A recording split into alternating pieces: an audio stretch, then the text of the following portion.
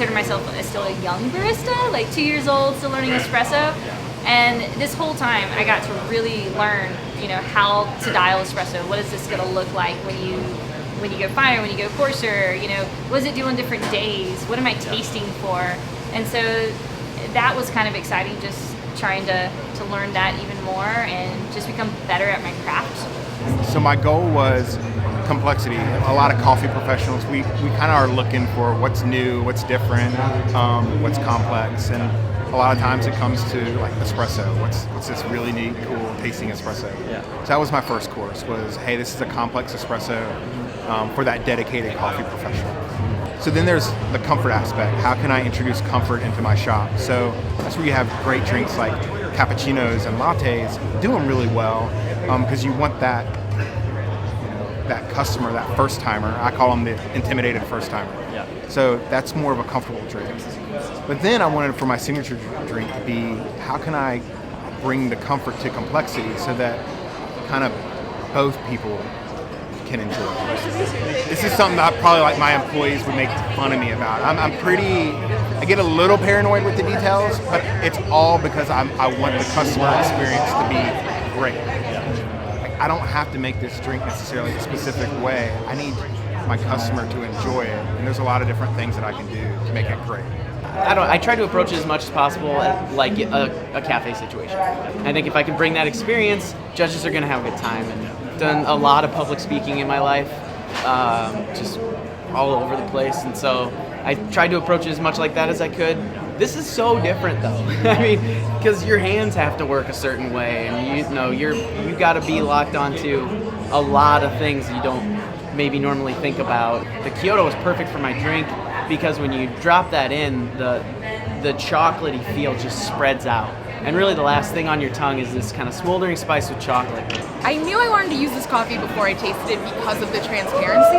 And in working through that and realizing that it takes a lot of people to come together to make this, it just, in my brain, very easily lined up with the savory notes of umami. When I did, through my research into umami, I realized that it's never by itself. Glutamic acid is never ever by itself. It's actually unpalatable on its own. So in food it pairs well with salt, and in coffee it pairs really well with sweetness. And so it was just like, bing, like people have to come together to make an excellent coffee, and umami has to come together with something else to taste great.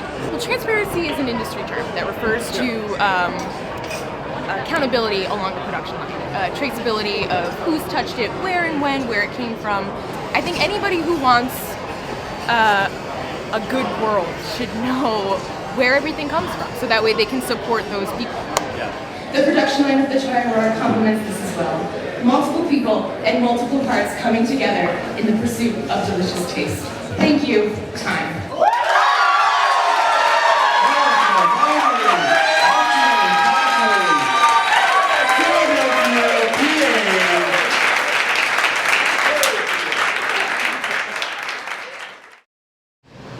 I think what it does, like any competition anywhere, helps hone your skills. Like if you're choosing to compete, you're choosing to put yourself out there and say, okay, I think I got something that is worthy to at least be experienced by other people.